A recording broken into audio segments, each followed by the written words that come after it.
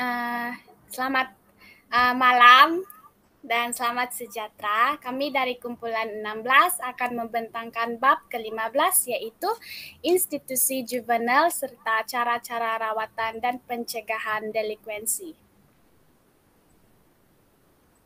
Oke, nama saya Ezelkia Vilenjairis, nomor kad matriks di 2021 2098734. Dan saya Lim Teng Mun dengan memegang nombor kad metrik di 2021-2098742. Oke. Kami akan membentangkan jenis-jenis institusi juvenil, ciri-ciri seseorang remaja yang menempat di institusi juvenil, seterusnya cara-cara atau teknik rawatan delinkuensi, dan yang terakhir pencegahan berlakunya delinkuensi. Oke, pengenalan dia, institusi pemulihan juvenil di Amerika Syarikat ini dia telah dibangunkan pada awal hingga pertengahan abad ke-19. Kemudahan institusi ini ditubuhkan dan disokong oleh kedua-dua pihak swasta dan awam.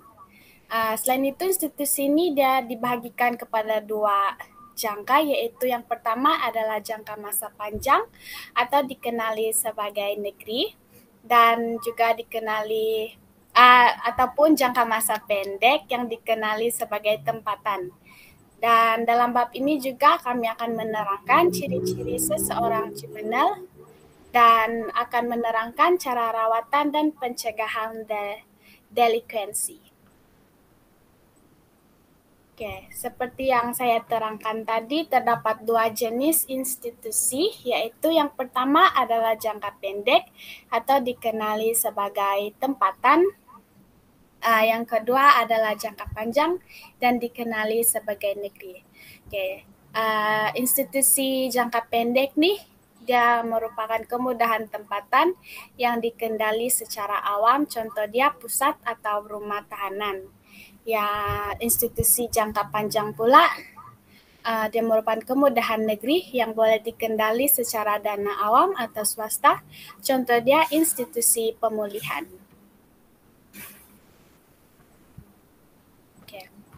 Pusat atau rumah tahanan ini dia adalah sama dengan penjara juvenil dan dianggap sebagai institusi tempatan. Tujuan dia menempatkan juvenil yang menunggu mahkamah. Maksudnya dia menunggu kehadiran di mahkamah lah. Oke. Ciri-ciri pusat tahanan dia, tempo masa tinggal dalam rumah tahanan adalah kira-kira 2 atau 3 minggu. Contoh di Virginia pada tahun 2005 kan purata tempo masa tinggal di rumah tahanan ialah 23 hari. Selain itu, pusat atau rumah tahanan ini, reka bentuk mereka dicirikan oleh pembinaan sel tunggal dengan ruang makan bersama serta kemudahan rekreasi. Selain itu, pusat ini juga dia menyediakan beberapa jenis pendidikan dan kemudahan bilik darjah semasa dalam kurungan. Pusat atau rumah tahanan ini, remaja akan ditempatkan untuk anak muda yang disyaki tinggi menggunakan dadah, dan juga anak muda dalam keadaan pikiran yang berbahaya. Lepas itu, kanak-kanak yang ditangkap pada tengah malam atau hujung minggu atau kemudahan tempat perlindungan tidak sedia. Di sini nih, anak-anak yang ditangkap pada ujung malam nih bila kecemasan atau diinstitusikan, dia tidak tempat untuk mereka, jadi pusat tahanan atau rumah tahanan ini dia dijadikan tempat untuk anak-anak nih tinggal untuk sementara lah, hanya untuk kecemasan lah. Oke. Seterusnya, ini adalah jadwal, tapi saya tidak akan terangkan sebab ini berkaitan dengan case delinkuensi di negara luar. yaitu Amerika Syarikat. Jadi saya tidak akan terangkan. Seterusnya saya akan terangkan mengenai institusi pemulihan. Institusi pemulihan ini ialah institusi jangka panjang atau dikenali sebagai negeri. Institusi pemulihan dia bertujuan untuk memulihkan atau merawat banduan atau remaja yang bermasalah nih yang diantar ke sana serta mengekalkan hak penjagaan remaja ini semasa mereka berada dalam institusi tersebut. Oke. Jenis institusi pemulihan ini secara tradisi dia, institusi jabana jangka panjang dikenali sebagai sekolah industri, sekolah latihan, atau sekolah pembaruan. Namun pada masa kini kan dia terdapat beberapa kemudahan jabana lain yang dibangunkan sebagai contoh kamp perhutanan, program hutan belantara, ladang, dan lain-lain.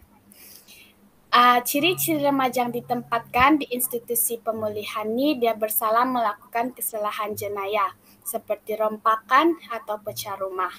Dia juga melakukan kesalahan jenayah seksual lah contohnya.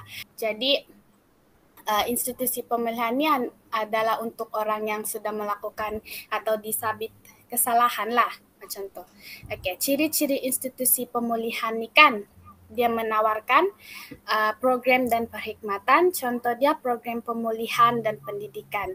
Selain itu, kemudahan berasaskan community yang terbagi kepada 3 jenis, yaitu yang pertama adalah penempatan community terhad. Dia berlaku sekatan pergerakan atau sempadan. Maksudnya dorang tidak boleh pergi tempat lain, dorang hanya stay satu tempat, macam tu. Contoh dia dipanggil nih rumah kumpulan, dan sempadan dia tuh kan tidak semestinya pagar lah. Lepas tu yang kedua, penempatan community jinak. Oke. Kemudahan ini dia punya pergerakan flexibility, maksudnya dia boleh bergerak tapi dia masih dipercayakan untuk stay lah di tempat dia. Dorang tidak boleh juga jalan jauh gitu. Lepas tu yang terakhir, yang ketiga adalah penempatan community yang berpengalaman. Kemudahan community ini dia mengambil bahagian dalam latihan membina sasia diri. Maksudnya dalam kelompok ini kan, kumpulan ini dia banyak melakukan program untuk membentuk sasia diri. Oke, seterusnya memiliki sosial penghuni dan struktur organisasi. Struktur organisasi ini dia merupakan sekolah latihan yang dianjurkan mengikut sistem pondok. Jadi sistem pondok ini dia berfungsi sebagai tempat mesyuarat agung penduduk atau tempat beriadah dan tidur. Dan setiap pondok ini kan dia mempunyai ketua yang menjaga penduduk atau pesalah ini menjaga selama 24 jam secara individu atau blok. Dan sistem pondok ini juga dia memenuhi keperluan penduduk dari segi kesihatan, pemakanan, pakaian, atau tempat tinggal. Oke, seterusnya sistem sosial penghuni. Dia merupakan satu set peraturan atau kod. Contoh, kod banduan mengandungi larangan untuk bercakap dengan ketua pondok dan kaki tangan institusi yang lain. Seterusnya sistem sosial ini dia juga mencerminkan perbezaan jantina dan perbezaan kulit. Perbezaan jantina nih semestinya kita tahu perempuan dan lelaki lah, dan perbezaan kulit nih perbezaan kulit hitam dan putih. Itu adalah analisis daripada negara luar yaitu Amerika Syarikat. Sebab tu dia ada mencerminkan berbagai perbezaan lah. Oke. Itu saja dari saya. Saya akan teruskan kepada pembentangan seterusnya. Baik, terima kasih kepada Sibi. So, sekarang saya akan menerangkan tentang cara-cara rawatan dan juga pencegahan delinkuensi. Dalam bahasa Inggris dia treatment and prevention programs. Okay, next.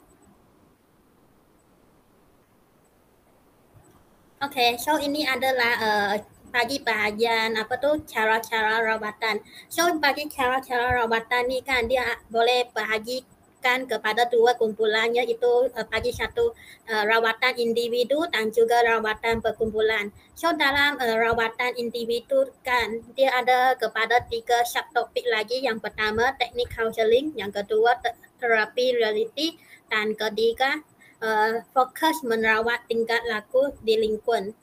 Bagi cara-cara rawatan dalam kumpulan kan dia ada 2 cara saja. Yang pertama pendekatan berpusatkan kumpulan dan juga boot camp. Okay, next. Okay, so ini adalah rawatan individu. So apa maksud ini rawatan individu? Rawatan individu ini merupakan satu program rawatan individu yang memberi fokus kepada penggunaan teknik counseling. So ini rawatan individu ni kan dia akan banyak guna teknik counseling lah. So lepas tu yang ni kalau kita menggunakan teknik counseling ni, kita ini akan memberi kesan apabila seseorang individu kan dia fokus kepada strategi ke ataupun teknik ke yang ada hubung kait dengan psikoanalisis. So dia memang akan cepatlah untuk berkesan merawat dalam apa tu delinkuensi dia.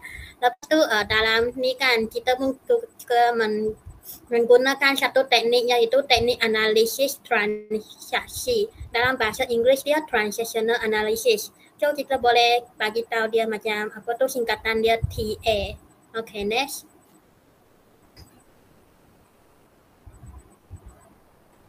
Okay, so jadi apa tu TA? TA ni merupakan satu idea bahawa seorang pesakit ke dewasa ke ataupun kanak-kanak boleh faham tentang sikap dan juga tingkah laku dia sendiri. So TA ni maksud kita boleh tahu apa yang sedang kita sendiri berlaku macam tu. So ini juga adalah penting untuk seseorang individu untuk tahu sebab asas pilihan dan juga tingkat lakunya. Kaedah TA ni juga digunakan untuk seseorang individu untuk dapat tahulah menguruskan diri dalam kehidupan seharian dan membuat keputusan. Okay, next. TA ni juga boleh digunakan dalam rawatan bagi orang yang bukan penjenayah atau delinkuan. So maksudnya TA ni kan transaction analysis ni juga boleh digunakan untuk orang awam, bukan kepada orang penjenayah ke ataupun remaja yang buat delinkuan macam tu. TA ni juga boleh digunakan untuk memberi rawatan kepada seseorang individu yang suka mencapai pemikiran dirinya. Okay, next. Okay, yang ni rawatan individu yang kedua, iaitu terapi reality. So terapi reality ni kan dia diperkenalkan pada tahun 1960 oleh seorang tokoh, iaitu William Glasser. Okay, so terapi reality ni kan dia digunakan untuk menganggapkan bahawa seseorang dia ada masalah tingkah laku yang biasanya akan berpunca daripada 2 situasi, iaitu orang yang tidak mempunyai kasih sayang dalam hidupnya ataupun seseorang yang tidak ada perasaan harga diri. Okay, next. So terapi reality ni kan dia juga akan memberi tumpuan kepada keperluan untuk mengenali realiti hidup kita dan keperluan asas untuk mendasari tingkah laku kita. Terapi ini juga menekankan kepentingan untuk menghadapi realiti situasi dan juga bagi kekuatan ataupun kelemahan setiap orang. Terapi realiti ini kan juga menekankan kepentingan orang ramai perlu memberi tanggungjawab ke atas apa yang mereka sudah buat tingkatan mereka. Okay, next. Okay, rawatan individu yang ketiga adalah tertumpu kepada merawat tingkah laku delinquent. So kaedah ni kan lebih dikenali atau sebagai behaviorisme ataupun pengubah suaian tingkah laku. So apa behaviorisme ni adalah satu prinsip psikologi yang mempunyai berbagai pembelajaran dan boleh dikesankan kepada eksperimen pembelajaran psikologi yang dikenalkan oleh seperti tokoh Pavlov, John B. Watson dan B.F. Skinner. So inilah adalah rawatan yang ketiga bagi rawatan individu. Okay, next.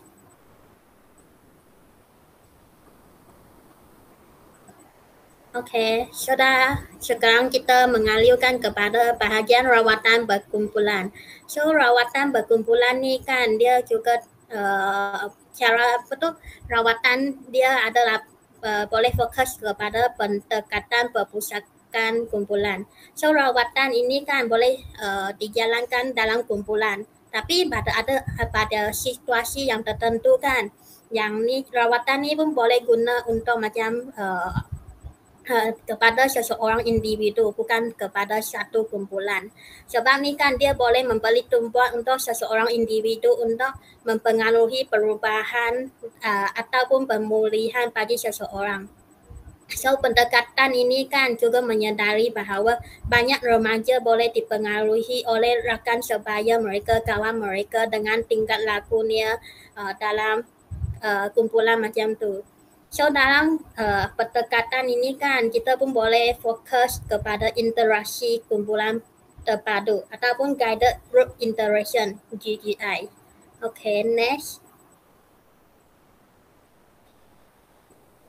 Apa itu interaksi kumpulan terpadu GGI ni?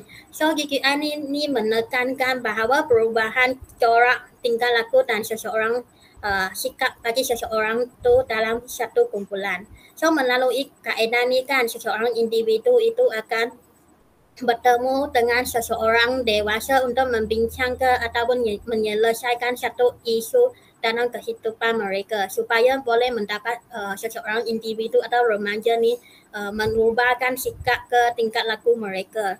So sesi ini mestilah diketuai oleh seorang pemimpin yang setelah diberi latihan ataupun seorang yang membimbing dalam interaksi antara antara pemimpin ni dengan remaja tu untuk mengubahkan ataupun menyelesaikan isu yang hadapinya.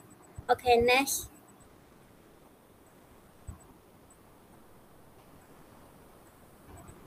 Okay, ini juga adalah sambungan sedikit bagi GGI ni. So apa tu kehadiran seorang dewasa dalam sesi ini kan dia sangat penting kerana peranan orang dewasa ni kan dia untuk macam memainkan peranan untuk bagikan apa topik ke ataupun apa isu yang kena bincang dalam kumpulan tu ataupun dengan seorang remaja itu. So ini adalah tujuan untuk mengelakkan remaja itu berlakunya sesuatu yang negatif macam dia boleh cederakan diri sendiri ke macam tu. So jadinya program GGI ini akan berlangsung selama 3 tahun dengan susulan selama 1 tahun. Okay, next. Okay, yang ni cara kedua bagi rawatan kumpulannya itu boot camp. So boot camp ini kan dia mula berebak ke dalam rawatan pemulihan juvenil pada awal tahun 1990. Kaedah ini juga membuat perubahan sikap dan juga tingkah laku remaja. Program ini juga adalah satu konfrontasi dan perlu orang dewasa untuk menunjukkan sikap keras dan tidak masuk akal terhadap seseorang remaja. So ini adalah salah satu cara penilaian yang sangat berkesan untuk juvenil kerana dia adalah dalam bentuk perbandingan. So boot camp ini kan dia bertujuan untuk melatihkan dan juga memupuk pemimpin bagi seseorang individu dan juga boleh kuatkan mental mereka semasa remaja ni berada di situasi yang macam kritikal ke susah ke macam tu. Okay, next. Okay, so tadi itu adalah bahagian bagi cara-cara rawatan. So sekarang saya akan memasukkan subtopik terakhir bagi tajuk ini iaitu pencegahan delinkuensi. So dalam pencegahan delinkuensi kan dia juga ada 3 cara pencegahannya. Yang pertama stress, yang kedua keadilan pemulihan, yang ketiga dengan cara sukarelawan. Okay, next.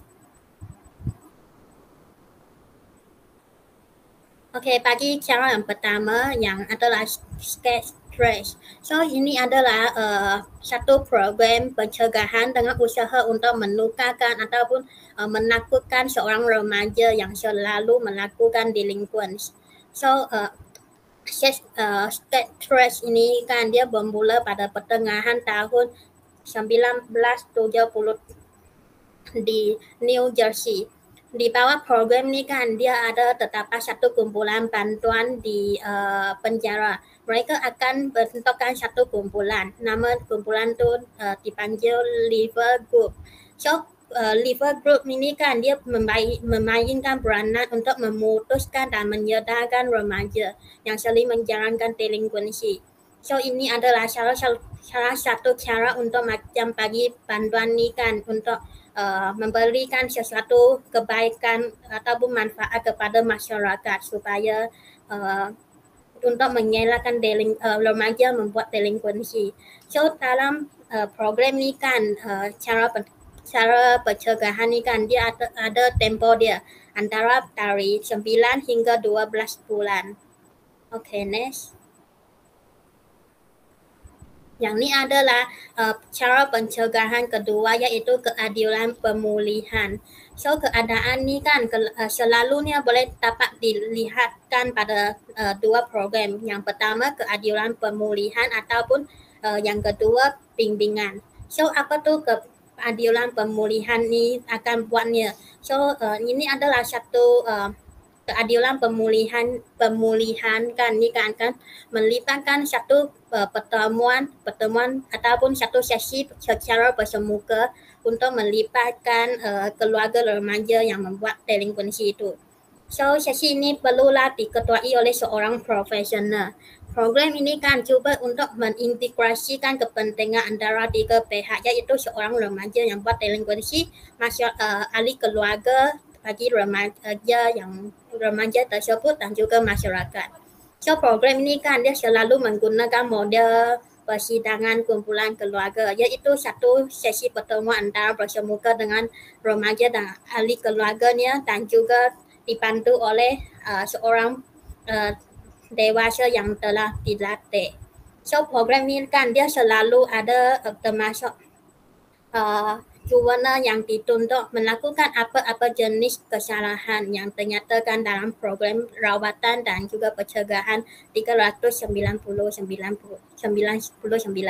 kecuali yang kes seperti kes pembunuhan tidak dimasukkan dalam program ni. Okay, so next.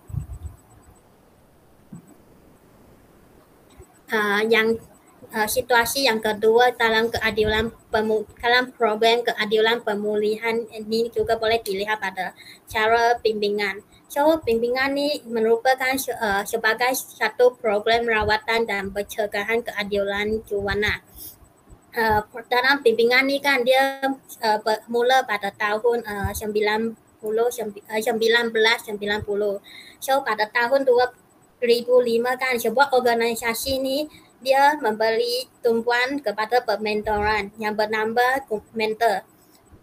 So mentor ni dia membuat tinjauan nasional untuk membuat satu kajian yang menunjukkan bahawa lebih 3 juta orang dewasa terlibat dalam hubungan bimbingan ini dan seseorang remaja dan bilangan ni semakin meningkat. So maksudnya dalam sini kan yang cara ataupun kaedah bimbingan ni kan semakin diterima oleh masyarakat. Okay, next. Oke, yang ini adalah sukarelawan. So dalam pencegahan delinkuensi ini kan sukarelawan juga adalah salah satu cara untuk mencegahkan delinkuensi dengan menggunakan ini kaedah sukarelawan. So apa tuh sukarelawan, yang apa yang mereka akan buat? So sukarelawan ini untuk bekerja sama dan bersetujuan untuk membimbingkan remaja. Di Amerika kan penggunaan kaedah ini kepada remaja sering dikaitkan dengan pembangunan sebuah organisasi yang dikenali sebagai Big Brothers or Big Sister of America. Dan singkatan dia BBBSA. So BBBSA ini dia selalu meluangkan masa dan usaha untuk membantukan remaja yang ada masalah. So pada abad 21 BBBSA ini kan berkembang kepada melebihi 500 kelab dan juga memberi perkhidmatan kepada lebih 100,000 orang remaja. Organisasi ini kan juga akan memberikan perkhidmatan kepada remaja antara tahun 6 hingga 18. Tetapi ini selalu mereka memberi perkhidmatan kepada remaja yang berumur antara 14 hingga 18. So remaja ni kan biasanya dia menyertai BBBSA ni adalah kebanyakan mereka dari keluarga yang macam ibu bapanya tunggal, sudah macam bercerai macam tu. So sesi pertemuan ni kan antara seorang remaja dengan sukarelawan adalah 3 kali sebulan. Setiap sesi akan sepanjang 3 atau hingga 5 jam. Okay, next. Okay, saya akan menyerahkan kepada rakan sebentar saya.